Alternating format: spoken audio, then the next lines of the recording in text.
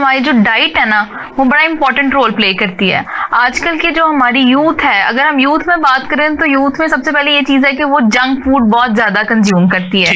तो जब junk food बहुत ज्यादा चूंकि कंज्यूम करती है, उसकी वजह से जो है वो हमारी, दूसरा ये कि फिजिकल एक्टिविटी आजकल कोई नहीं है, तो फिजिकल एक्टिविटी ना होने की वजह से जब हम फिजिकली इनएक्टिव होते हैं तो हमारे जॉइंट्स में पेन आना शुरू हो जाती है।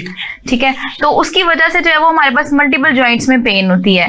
पहले एट अ टाइम में ऐसा हुआ करता था कि हमारे पास जो है वो हमें 30s 40s में आके पेन्स निकला करती थी। आजकल जो हमारी यूथ है उनके अंदर जॉइंट्स में बहुत ज्यादा पेन निकलना स्टार्ट हो गई है। उसकी एक सबसे बड़ी रीजन ये है कि हम फिजिकली इनएक्टिव हो गए हैं। हमारे जो ऑफिस में वर्किंग करने वाले लोग हैं वो भी बिल्कुल प्रोलॉन्ग टाइम उनका पोस्टर जो है वो बहुत ज्यादा इम्बैलेंस होता है। पोस्टल इम्बैलेंसमेंट की वजह से जब हम बहुत ज्यादा स्टूप पोस्टर में रहते हैं उसकी वजह से हमारी नेक पेन निकलती है। नेक पेन, उसके बाद बैक, जब हमने बहुत ज्यादा अपना स्टूप पोस्टर रखा होता है उसकी वजह से हमारी लोअर बैक में बहुत ज्यादा पेन निकल आती है। तो जब हमारे पास क्लाइंट आते हैं तो उनके पास क्या, उनकी सबसे पहली कंप्लेन होती है कि हमारी लोअर बैक में बहुत ज्यादा पेन होती है। उसके बाद जो उसके पीछे सबसे बड़ा मेजर फैक्टर होता है वो ये होता है कि उनकी जो है वो पोस्टल इम्बैलेंसमेंट होती है, जिसकी वजह से उनकी लोअर बैक में पेन हो रही होती है। दूसरा ये कि आजकल हमारा सेल फोन का यूज बहुत ज्यादा कॉमन हो चुका हुआ है। तो जब हम सेल फोन यूज करते हैं तो इवन बच्चों ने भी यूं फोन पकड़ा होता है, बिल्कुल हमारा ये पोस्चर हुआ होता है। इसकी वजह से जो हमारे नेक के मसल्स हैं वो पूरे स्टिफ हो जाते हैं। जो हमारा ट्रेपीजियस है पूरा जो है वो स्टिफ हुआ होता है। उसकी वजह से जब हम ये पोजिशन रखते हैं तो सारा स्ट्रेस हमारे शोल्डर जॉइंट का, यहाँ पे हमारा नेक का और सारा शोल्डर का इसके ऊपर आ रहा होता है। उसकी वजह से मतलब आप कह रहे हैं कि मोबाइल फोन लेट के इस्तेमाल करें? नहीं, ऐसा नहीं है, ऐसा नहीं है। सेल फोन जब हम यूज करते हैं हमारा और स्क्रीन का लेवल यहाँ तक होना चाहिए। फॉर एग्जाम्पल अगर मैंने अपने हैंड्स यहाँ पे प्लेस किए तो मेरा फोन यहाँ पे होना चाहिए ताकि मेरी जो नेक है एटलीस्ट उसका स्ट्रेट हो। तो हमारी जो नेक है वो जब हम स्टूप पोस्टर में यूं अपनी नेक को बहुत नीचे तक झुका लेते हैं उसकी वजह से जो है ना वो हमारी पेन निकलना शुरू हो जाती है, जिसकी वजह से बच्चे कहते हैं, कंप्लेन होती है हमारे शोल्डर में भी पेन आ रही है, हमारी नेक में भी पेन आ रही है। नेक पेन तो आजकल बहुत ज्यादा मोस्ट कॉमन प्रॉब्लम बन चुकी है। उसकी सबसे बड़ी रीजन ये है कि हमारा पोस्टर बहुत ज्यादा खराब है। तो अगर हम अपने पोस्टर को ही बेटरमेंट की तरफ लेके आए तो आपकी ये पेन जो आपकी कॉम्प्रोमाइज हो रही होती है नेक, काफी हद तक ये इंप्रूव हो सकती है। अगर आप फोन यूज करते हैं तो आप एटलीस्ट अपने बिल्कुल लेवल पे रखें ताकि जहां पे आपका फेस है उसके आगे आपका फोन ना आ रहा है।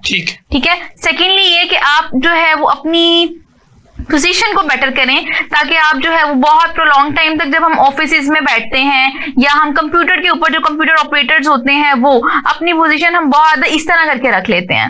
दूसरा ये कि आजकल हमारे पास जो नी जॉइंट की हम बात करें तो पेटेलोफेमोरल जो है वो हमारा जो पटेला है वहां पे एक पेन निकलती है बहुत ज्यादा। पहले ऐसा हुआ करता था कि हमारी जो यंग एज है वो इस चीज से अफेक्टेड नहीं थी, यंग पॉपुलेशन 40s में पेन निकला करती थी, जो हम कहते थे ओस्टियोआर्थराइटिस हो गया, जॉइंट्स में जो स्पेस है वो रिड्यूस हो गई है। लेकिन आजकल के दौर में हमारी जो यूथ है उनमें बहुत ज्यादा जॉइंट में पेन निकल आती है। नी जॉइंट में वो जब कहते हैं हमें ऐसा लगता है जैसे हमारा घुटना जो है वो निकल आया बाहर की तरफ, जब हम ऊपर मूव करते हैं, स्टेयर्स जब चढ़ते हैं या उतरते हैं तो हमारे नी जॉइंट में बहुत ज्यादा पेन होती है। ये क्यों होती है? कि हमारी जो वो लोग जो बहुत ज्यादा रनिंग करते हैं, जंपिंग करते हैं, साइकिलिंग करते हैं, उस तरह की एक्टिविटीज में प्ले करते हैं अपना रोल, तो उस टाइम पे जो है वो हमारा जो इलियोटिबियल जॉइंट है, इलियोटिबियल बैंड है वो हमारा टाइट हो जाता है। उस बैंड के टाइट होने की वजह से हमारे पास जो जॉइंट है, हमारे जो मसल्स हैं नी जॉइंट के अराउंड वो वीक होना शुरू हो जाते हैं।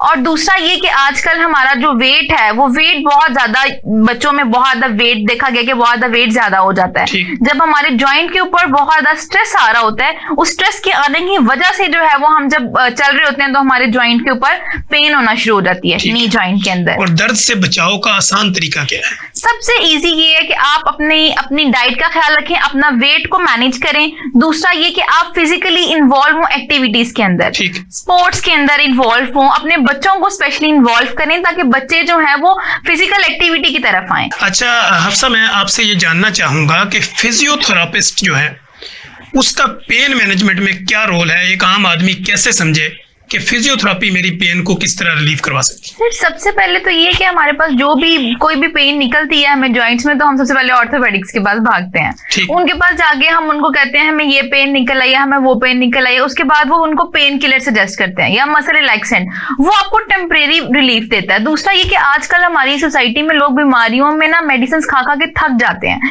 लेकिन ये जो हमारे पास फिजियोथेरेपी है ना, इसमें सबसे पहले एक इंपॉर्टेंट थिंग ये है कि हम मसल्स को जो है वो, फॉर एग्जांपल हमारे मसल्स हैं वो स्पैज्म में आ जाते हैं या मस्कुलर कोई इस तरह का प्रॉब्लम हुआ तो हम आपको फिजिकली ठीक करते हैं, ठीक, विदाउट एनी मेडिसिन। आपको जो है वो हम फिजिकली मेडिसिन के बगैर आपके मसल्स को ठीक कर रहे होते हैं, उनके मसल्स को हील कर रहे होते हैं। इसमें हम एक्सरसाइजेस के थ्रू करते हैं। इसके अलावा हमारे पास डिफरेंट प्रोसीजर्स हैं, एक्यूपंक्चर आ जाता है इसके अंदर। इसके अलावा हमारे पास जो है वो डिफरेंट, हम मुलिगन थेरेपी और हम जो है वो डिफरेंट स्ट्रेचिंग्स और स्ट्रेंथनिंग और इस तरह से एक्सरसाइजेस करवाकर पेशेंट को हम पेन रिलीफ करवाते हैं पेशेंट की, क्योंकि बेसिक हमारा क्या पर्पस होता है, हमने पेशेंट को पेन रिलीफ करवाना होता है। तो पेन मैनेजमेंट फिजियोथेरेपी में बहुत ज्यादा इंपॉर्टेंट रोल प्ले करता है। अगर हम फिजियो पेशेंट को करवाते हैं, विद इन डेज पेशेंट हमारे पास रिकवरी की तरफ आता है। वो पेशेंट जो बेचारे मेडिसिन खा खा के जो है वो उनकी बस हुई होती है, और पेन जो है वो हमारे पास न्यूरल्जिक पेन भी होती है और भी हमारे पास फर्दर टाइप्स हैं पेन की,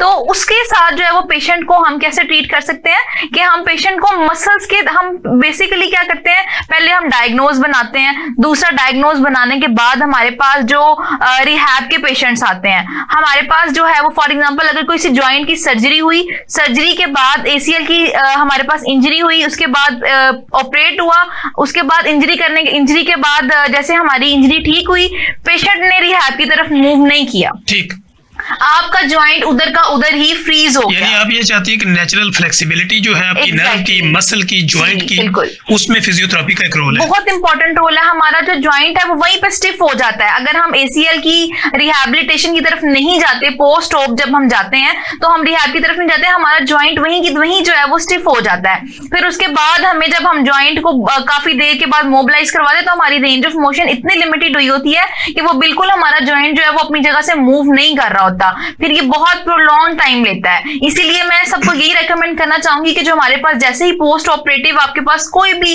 फॉर एग्जांपल आपके पास कोई टीकेआर का पेशेंट आया है, नी रिप्लेसमेंट आपकी हुई है, तो आप उसके बाद फौरन जो है वो रिहैबिलिटेशन की तरफ मूव ऑन करें, ताकि आपके जॉइंट्स की रिहैब जो है वो प्रॉपर टाइम पे हो सके, आपके जॉइंट स्टिफनेस से और आपके जॉइंट वेस्ट होने से बच जाए। ठीक है, आजकल बच्चों में, बड़ों में, टीनेजर्स में, एल्डर्स के अंदर नी जॉइंट पेन, इसकी एक रीजन तो हम देख रहे हैं ओवरवेट, एक वो लोग जो ओवरवेट भी नहीं है और उनको भी नी जॉइंट पेन है, तो फिजियोथेरेपी का उसमें क्या रोल होगा और किस तरह उनको रिलीफ देने में आप उनकी मदद कर सकते हैं? इसमें सबसे पहले तो ये है कि वो आपने जैसे कि डिस्कस किया कि वो लोग, जो बच्चे या वो लोग जो हमारी यूथ है, जिनको हमारे जॉइंट्स में पेन निकल आती है, जैसे आप नी जॉइंट की बात करें, नी जॉइंट में पेन निकल आती है, उसकी सबसे बड़ी रीजन मैंने आपको बताई है, फिजिकल इनएक्टिविटी है।